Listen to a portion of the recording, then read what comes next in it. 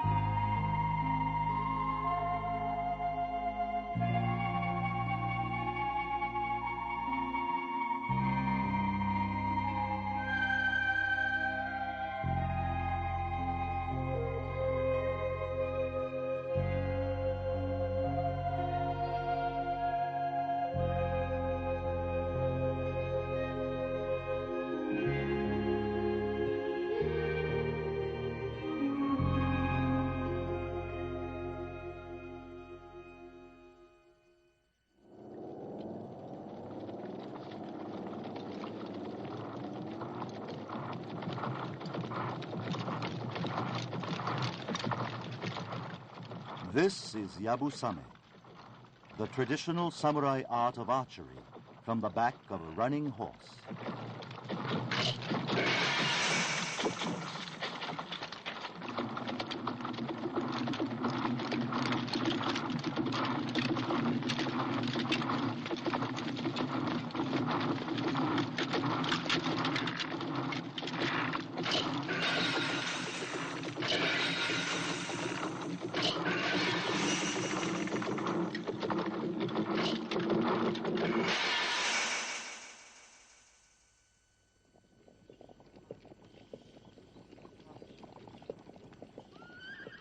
The samurai warriors of ancient Japan lived with a philosophy unique in the annals of mankind.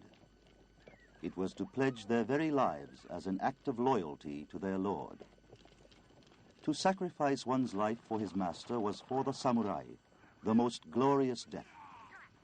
And so they lived each day with a constant desire for beauty in death.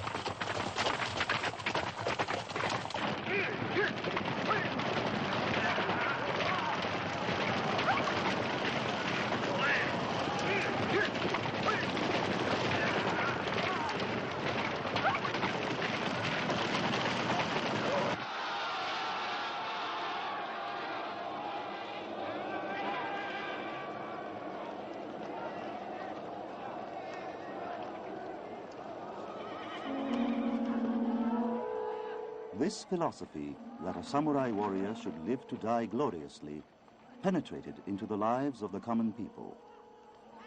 It is through this philosophy, this spirit of the Japanese, that Budo, the martial arts of Japan, including Kendo, Karate-do, Judo, and Aikido, have been handed down to this day.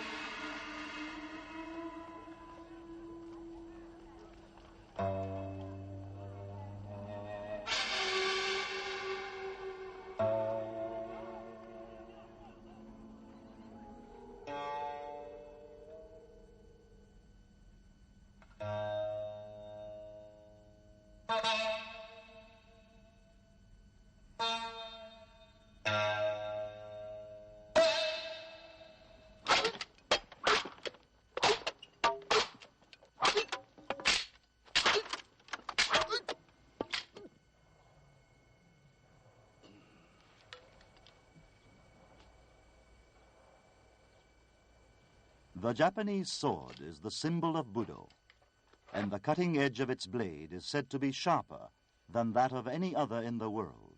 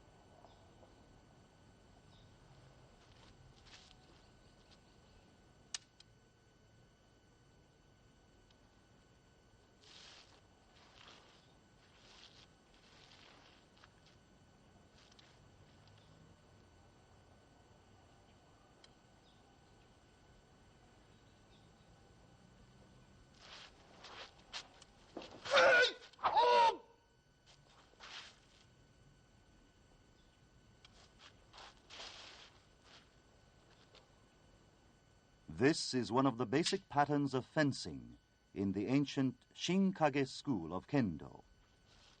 The object is to avoid the opponent's sword and to reply instantly to his blows. As real swords are used, great skill is required, as the least mistake means certain death.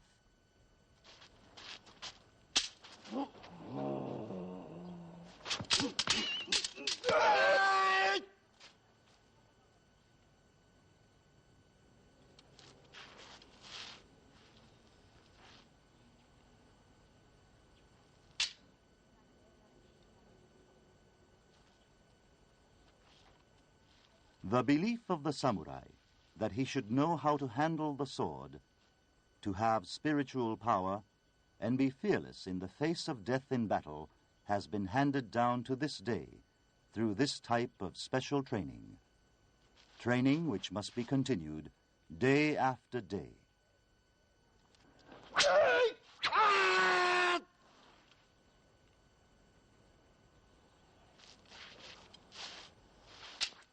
The mission of the samurai was to defend their lords from attack, to provide constant readiness against wars and insurrections. They were called to ever improve their minds and sword skill.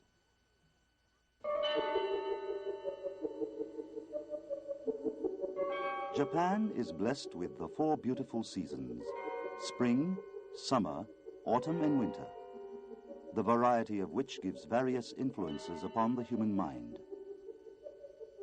Through this benevolent gift of nature, the Japanese have been imbued with the spirit of Budo.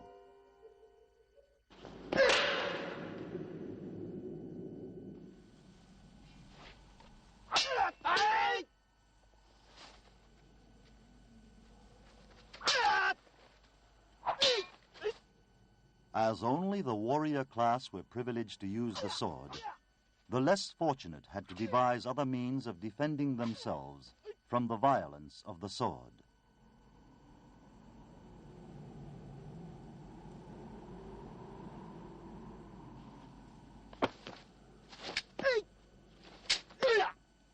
The master demonstrates the use of the tatami tempe. It is made of deer skin, and it is elastic enough to absorb even the sharpness of the Japanese sword.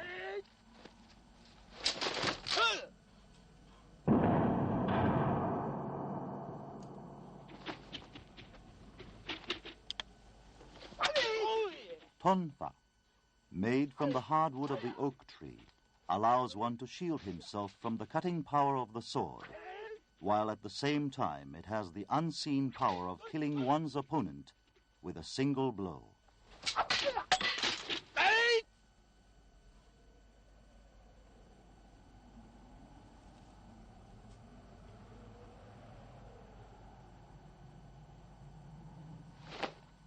The Japanese sword is a fearsome weapon which can kill in a moment.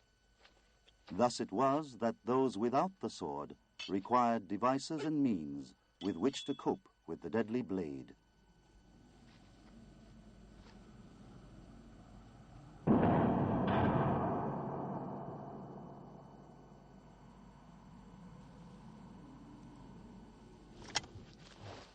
This weapon is called nichogama, consisting of 2 sickles, a farming implement which may be found anywhere.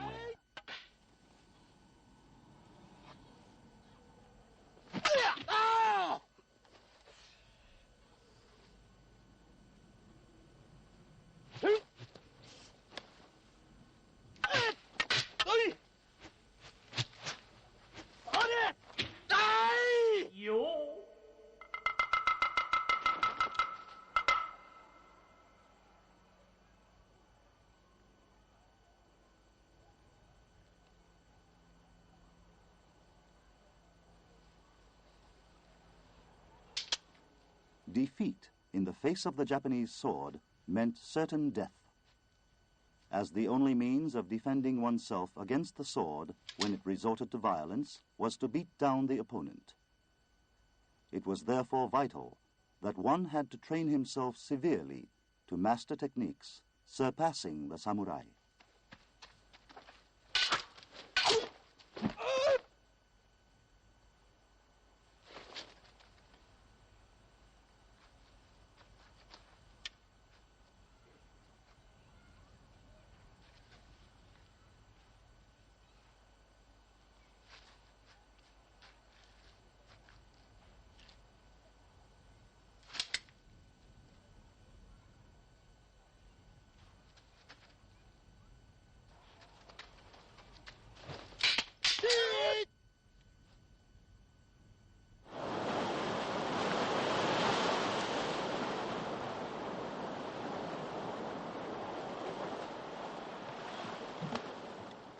This is the nunchaku, made famous throughout the world by the dragon, Bruce Lee.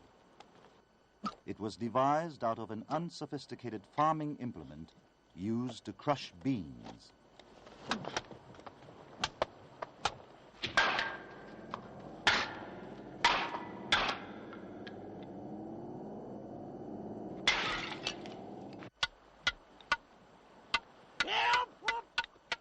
Thus, the common man developed various weapons in response to the need to protect himself from the violence of the sword.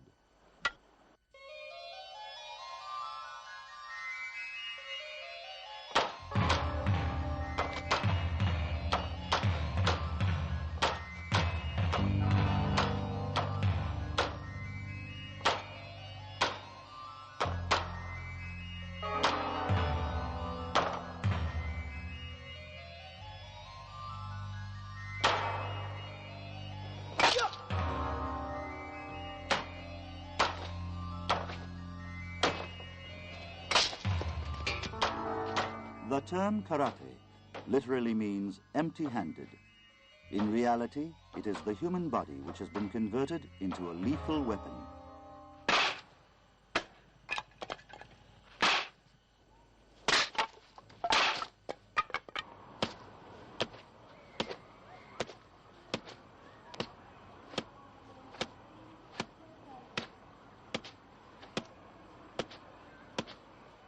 Through cruel physical training, and with it the cultivation of a dauntless spirit so that one can stand any pain, the entire body is converted into a steel weapon.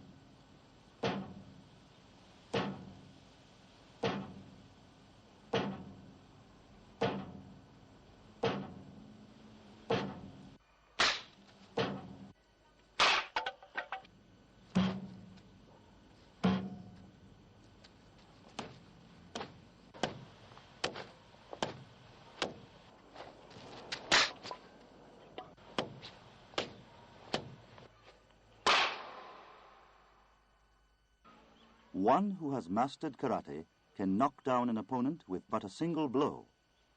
The process to attain this mastery is long and tedious. There is no other means but patience and superhuman effort.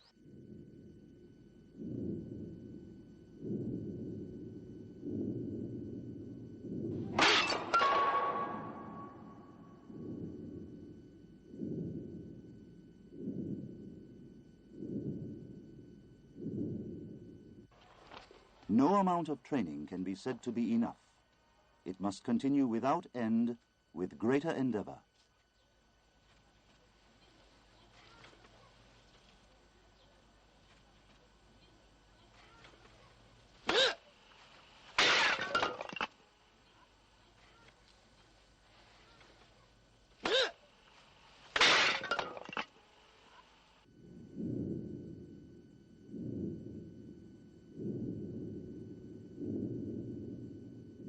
His hands, strengthened and steeled through severe practice, can cut as a sharp-edged knife.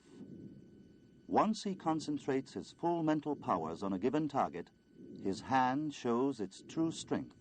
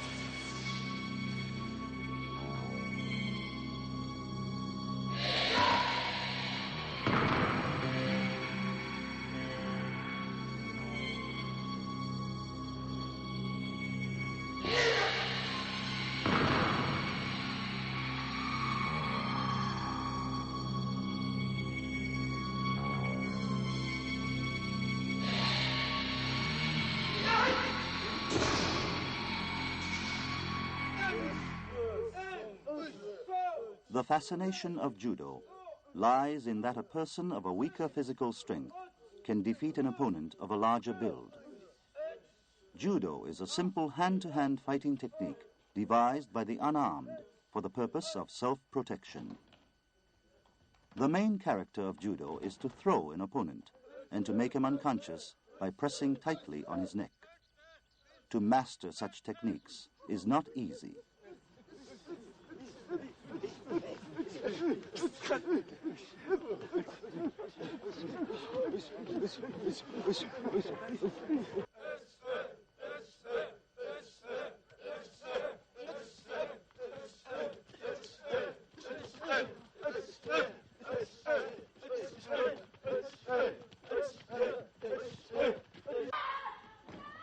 It goes without saying that the indispensable factor in judo is the training of the body. Yet that is not enough. It is vital that the mind is adaptable to the training of the body.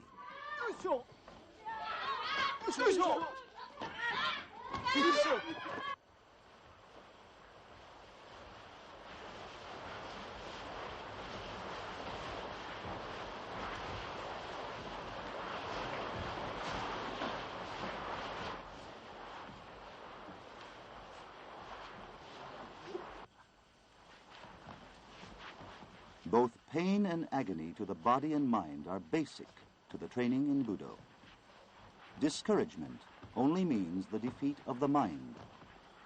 One does not quickly learn that Judo teaches only through pain and effort.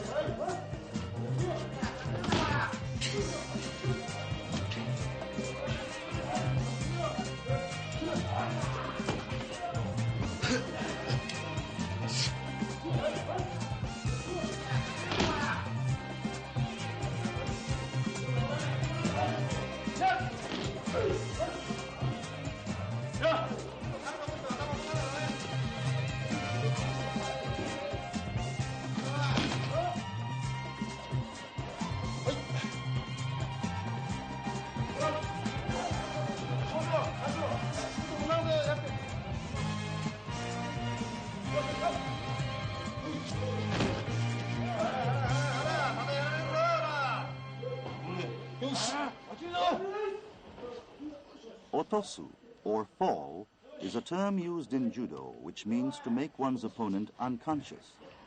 Should one lose consciousness through an opponent's momentary violent pressure to the neck, choking him, he will die if left alone.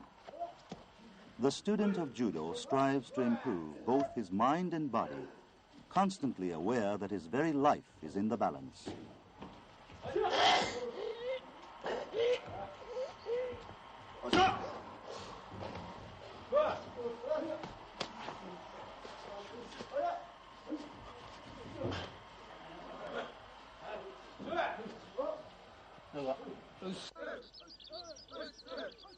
To attain the black belt is but a symbol of having passed the first chapter of the philosophy of Budo. If one becomes self-conceited about his black belt, he will in no time be defeated by one greater than he.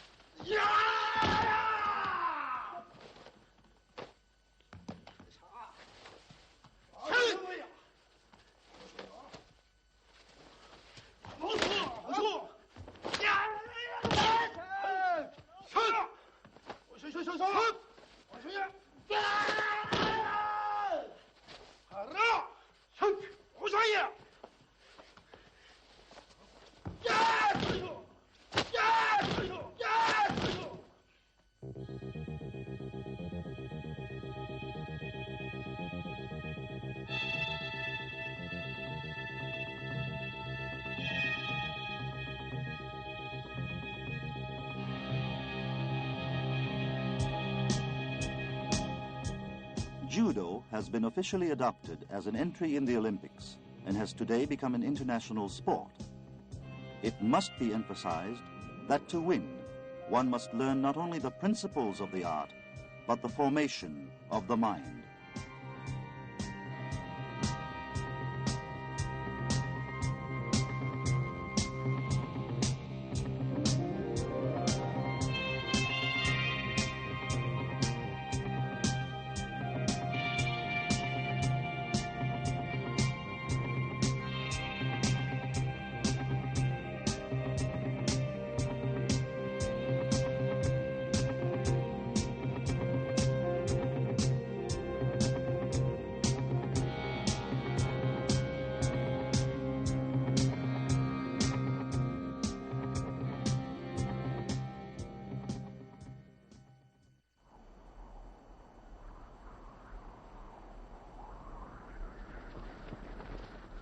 This is naginata.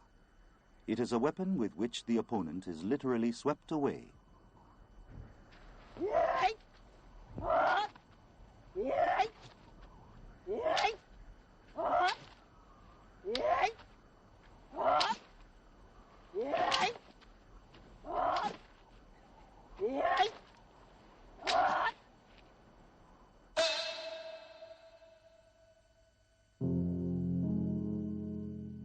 Naginata is another form of Budo, being peculiar to the Japanese woman.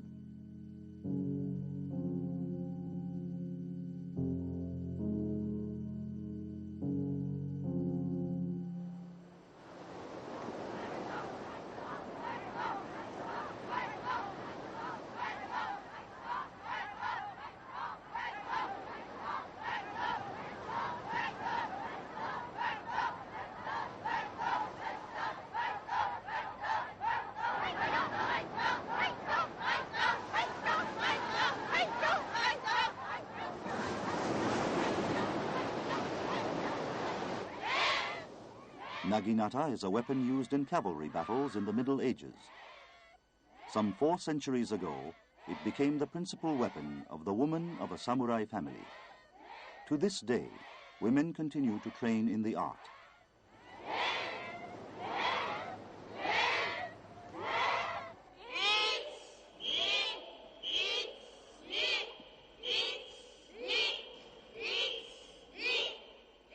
The polishing of the training hall is but another way to purify and strengthen the mind of the trainee. The women brandish naginata in their pursuit of spiritual beauty rather than physical strength.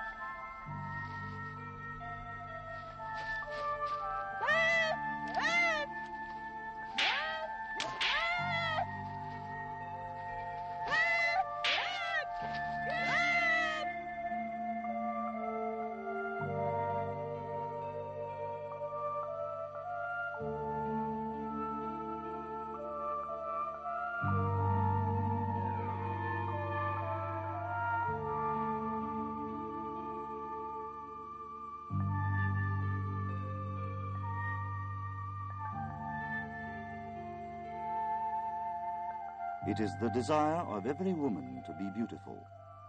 In Naginata, the essence of beauty is not merely in appearance, but in the harmony of sensitivity and reason.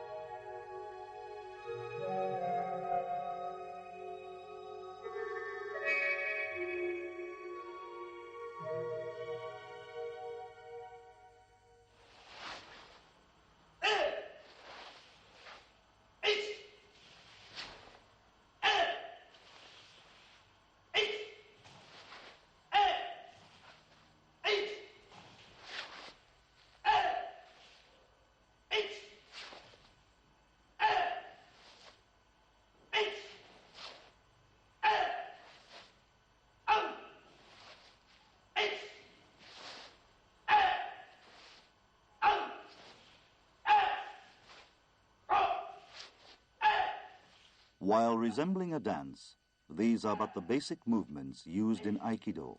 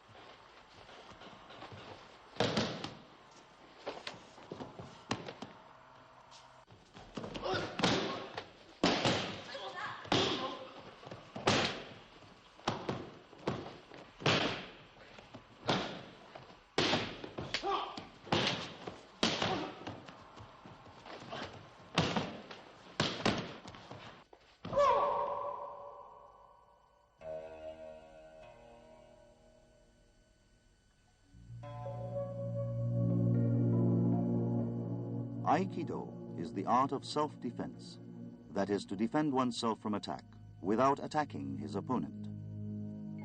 The principle of Aikido is to utilize the opponent's own strength to one's advantage, that is, to throw him quite naturally and rationally.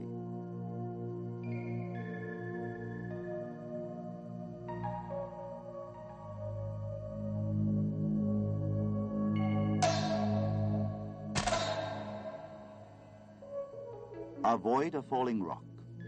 Run in a premonition of danger. Never act recklessly. Water flows to lower places. This is the essence of Aikido, explains this old master of the art.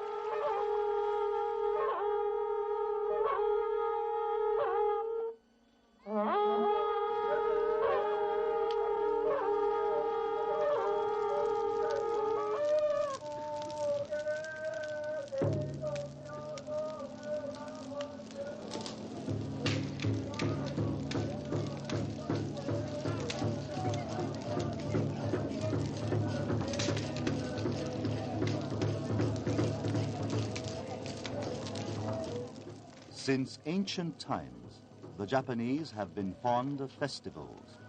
The people, living their lives in the bounty of nature, have always believed in the invincibility of the spirit.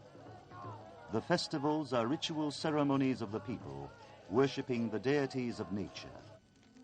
The spirit gives both intelligence and courage, and it is the spirit to which the trainees of Budo entrust their minds.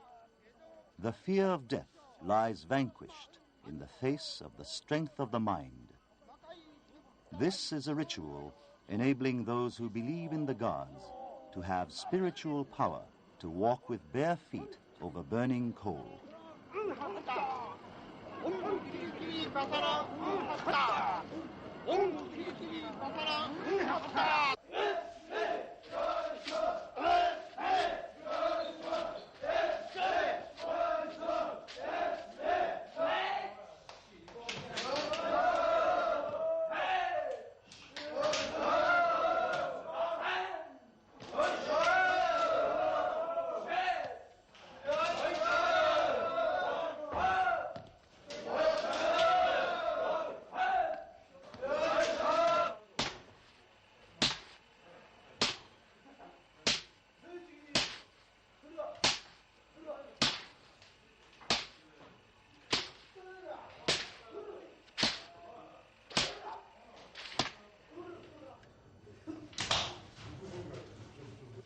Sumo, another form of Budo, is very popular to this day. It is a scuffle match in which the wrestlers bump violently at each other until one is forced out of the ring.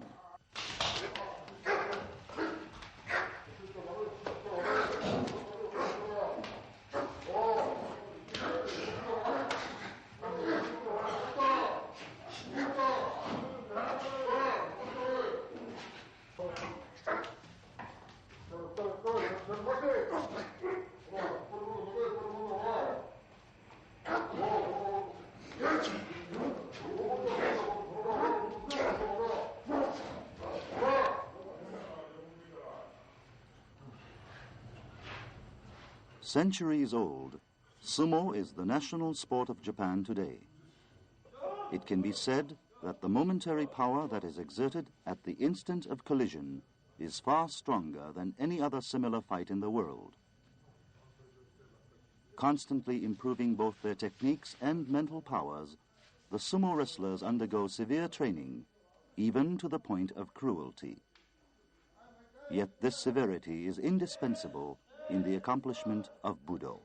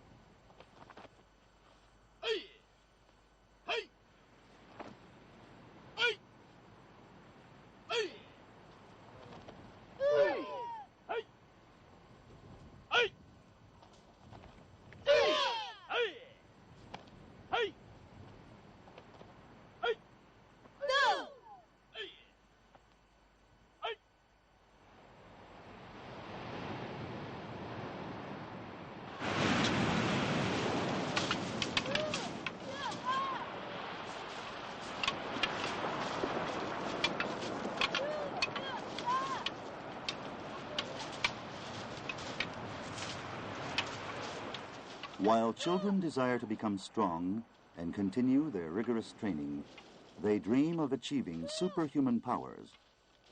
Their purity of mind and intention permit them to accurately learn the various techniques. As long as there are successors as these, the art of Budo will be handed down through the ages.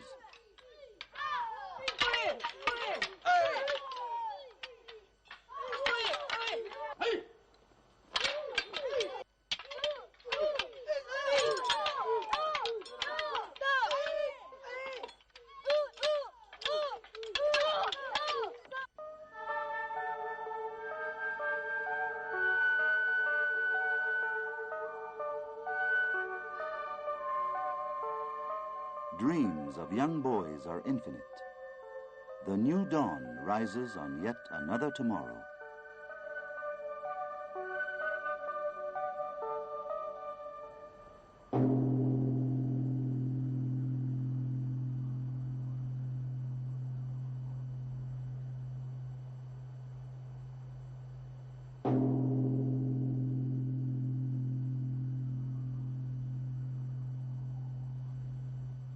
The master demonstrates the patterns of karate. Every muscle, every fiber of his body acts in perfect unison with his mind.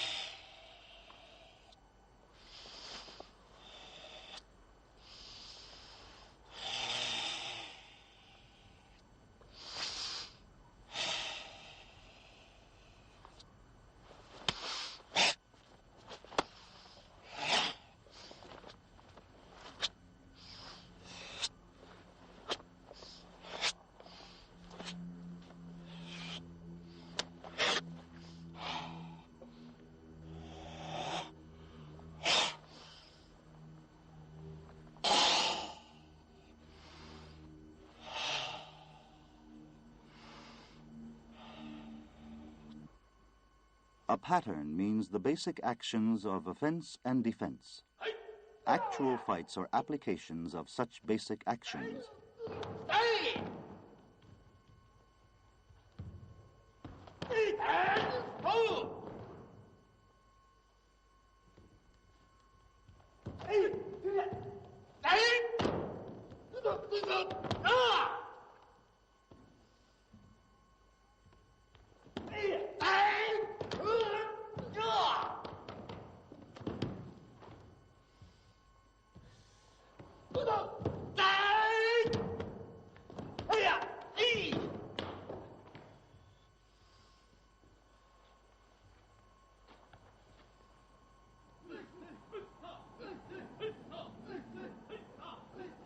To strike first brings certain victory.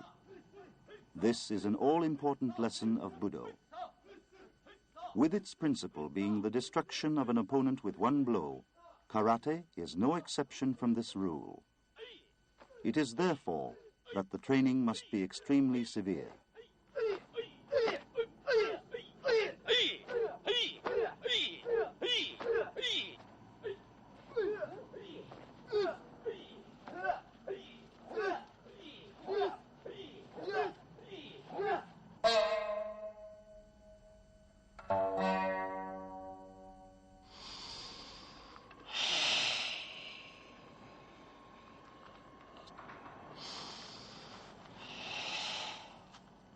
To defend oneself from the enemy, one's internal organs and muscles are stiffened in a moment by controlling one's breathing. In the next instant, he can act offensively through the momentary power. The secret lies in the fact that one's entire body becomes a weapon.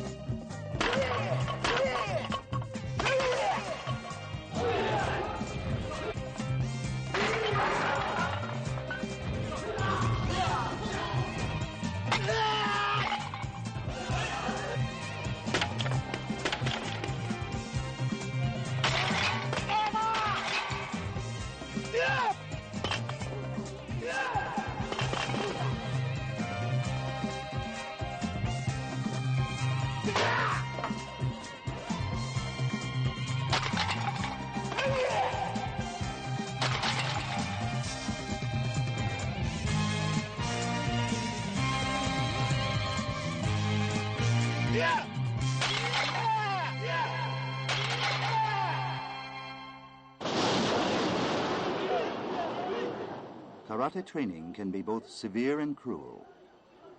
Yet a sword can take away a life with one swing. In order to be victorious over the sword, karate trainees must plunge themselves into the cruel practices which at times seem thoughtless and reckless.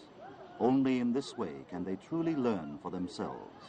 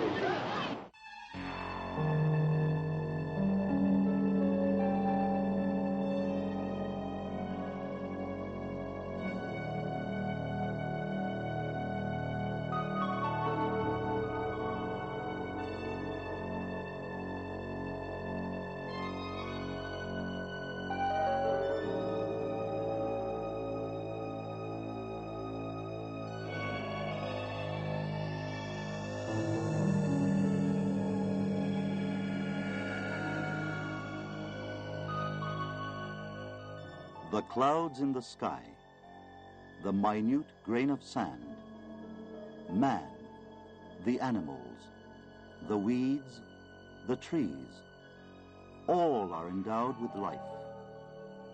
The small and the large, the weak and the strong. This is the law of nature. The weak must defend itself from the strong. The basic precept of karate has been derived from this desperation, this self-defense. To defeat with empty hands an armed opponent, much like the weak animal in a moment of reflex action, provides the finest protection.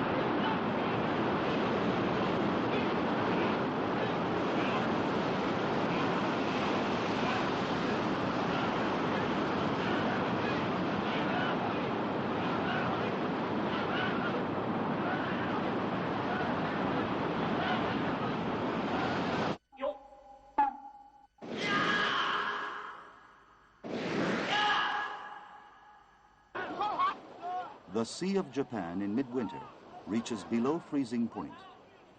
The trainees struggle with nature.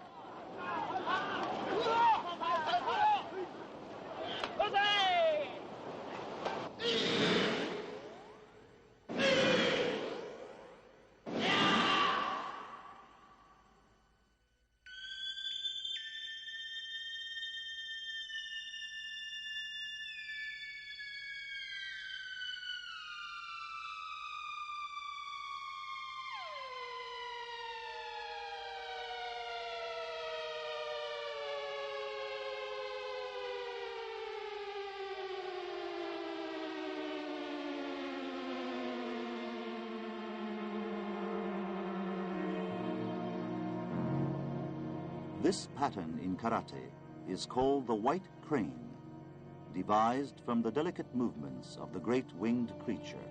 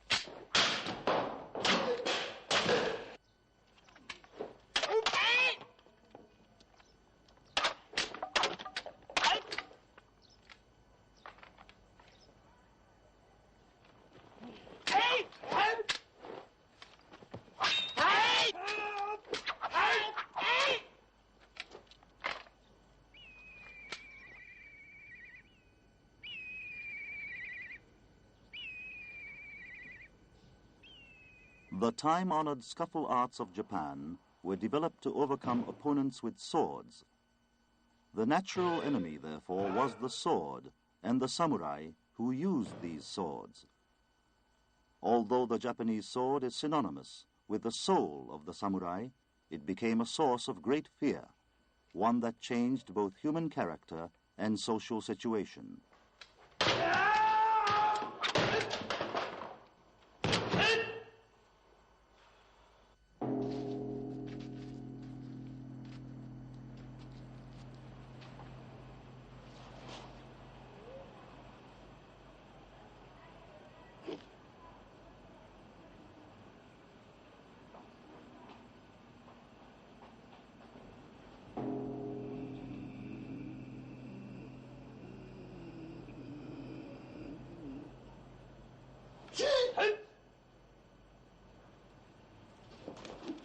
When one has a weapon, it is easy to delude himself into believing that he is better than his opponent. To be a samurai means to avoid this self-conceit and to constantly train oneself to face death. While they fight freely with wooden swords, should one of them forget to hold back just before making a hit, the other would be maimed for life.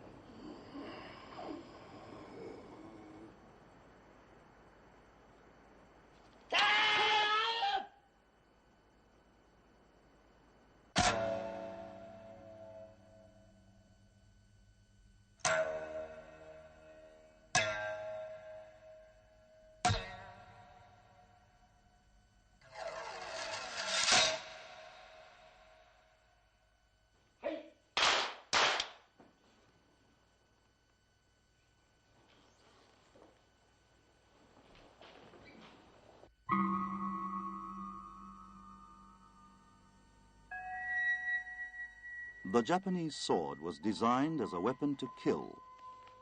Yet the Japanese sword was at the same time a work of art. And so it was that the user could become either a good man or villain of his own choosing. The training teaches one how to live and how to die.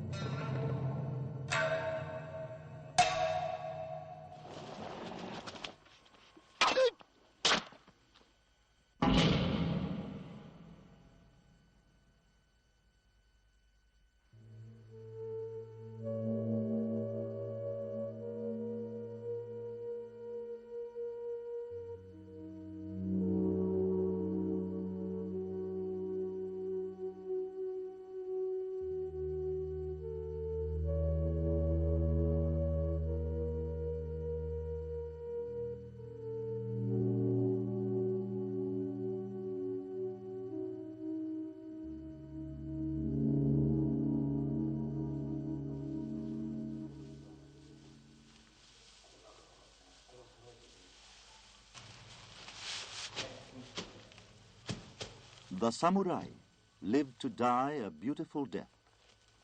In this life philosophy of the samurai lies the typical mind of the Japanese man.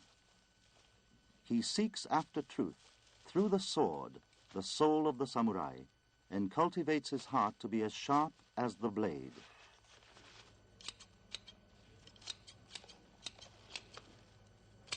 These are the stalks of the rice plant, the staple food of the Japanese.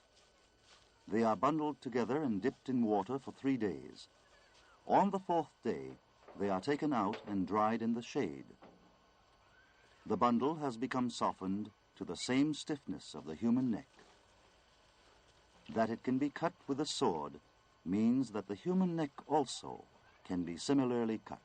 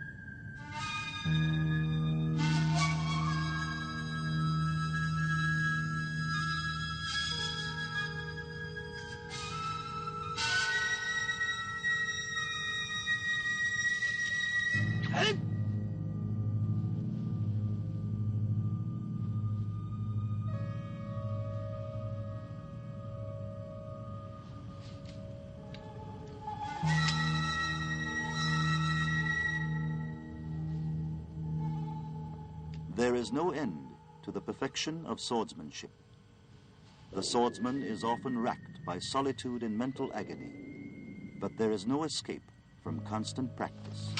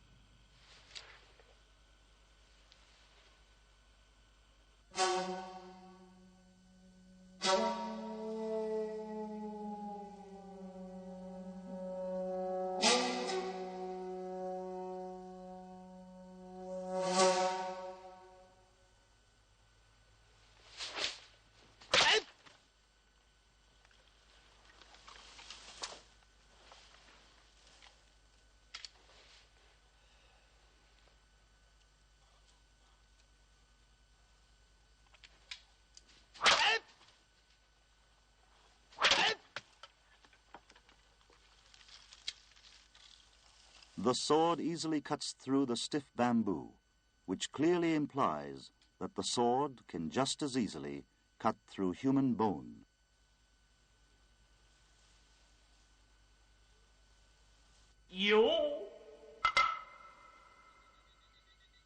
What urges him to practice kendo? Not even he himself knows the answer. He only knows that life itself is a constant struggle. His desire is only to live life purely and with sharpness, like that of the sword.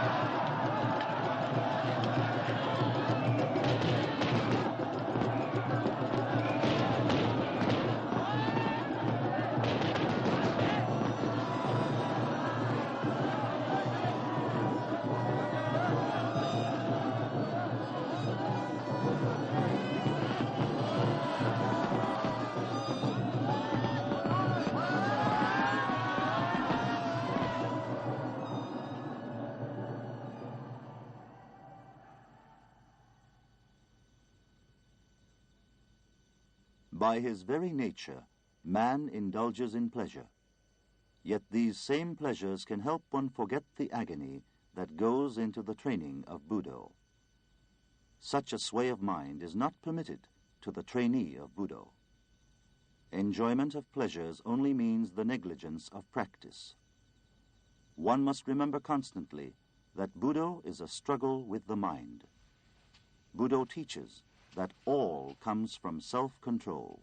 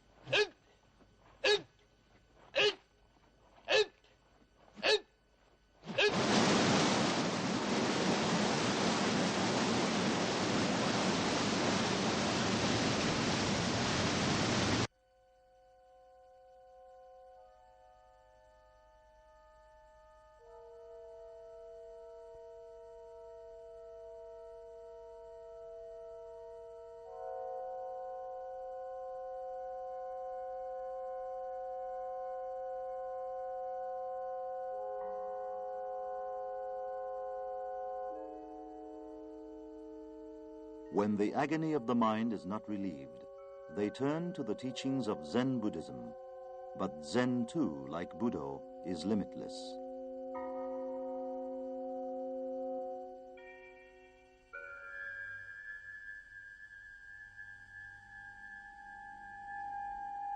One should aim at perfecting his ability to face pain, suffering, anguish, and the disappointments of life. Thus he will attain inner peace. Zen has neither a philosophy nor an ideology. Through rigorous ascetic training, one can hope to achieve enlightenment. Here one is freely beaten in order that he might rid himself of self-deception and see clearly the merciful love of the Buddha.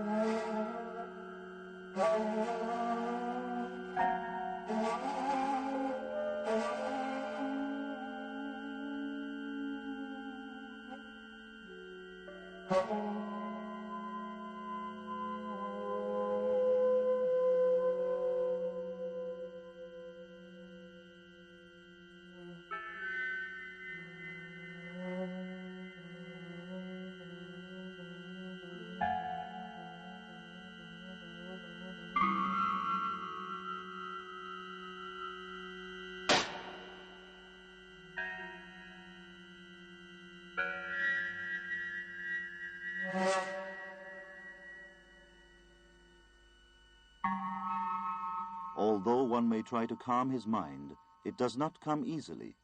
He cannot attain mu, the state of nothingness. There is no way to perfection but through patience and effort.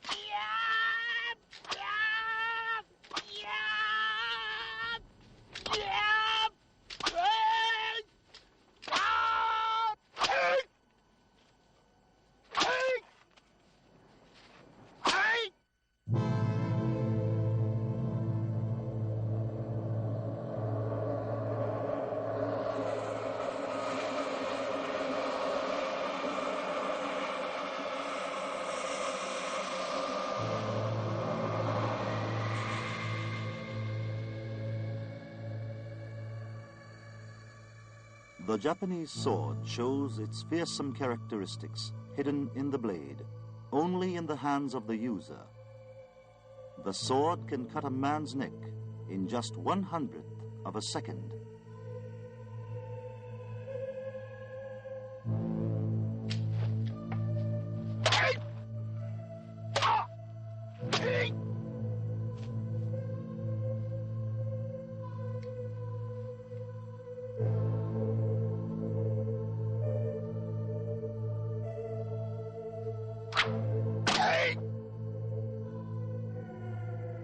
This is the shocking 1/100th of a second.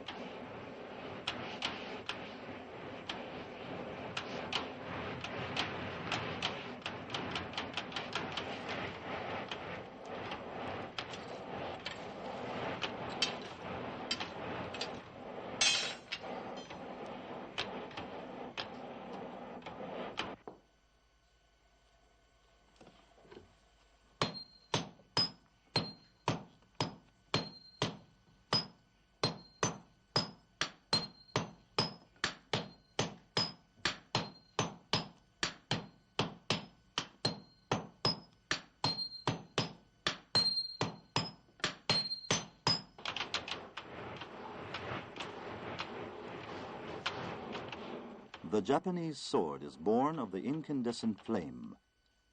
It has been endowed with life to kill. Its blade holds the power that manipulates the destinies of men. The swordsmith earnestly strives towards the sharpness of the blade, while at the same time with a prayer that his sword will live in peace without the shedding of human blood.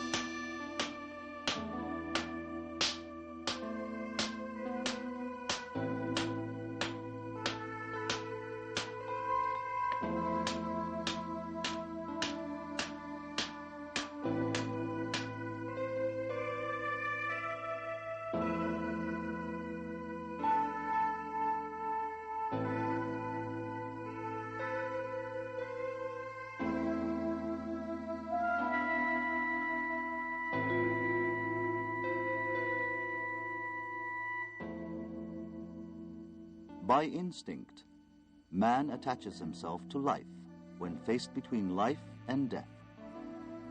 Should he adhere to live, he betrays his desire to die a glorious death. The mystical sword watches life in silence.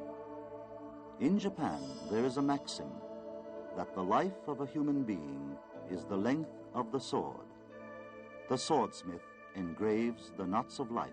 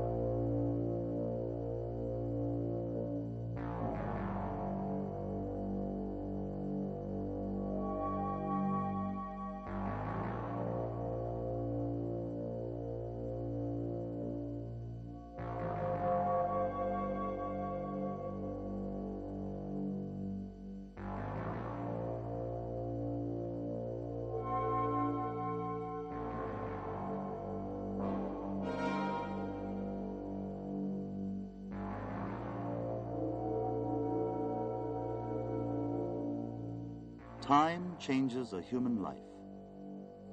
A certain swordsman, having mastered the art without losing his life for half a lifetime, learned in time that he should never draw the sword, not being cut by an opponent and not cutting another, defeating the enemy, winning over his own mind.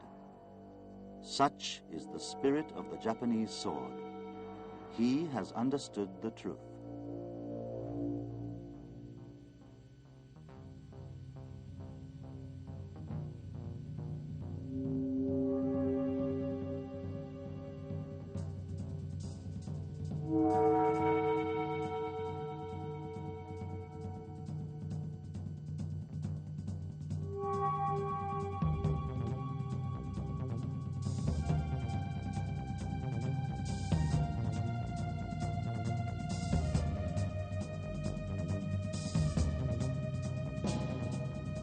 Only when his mind accepts the inevitability of death at any moment can one truly understand that the sword should never be drawn.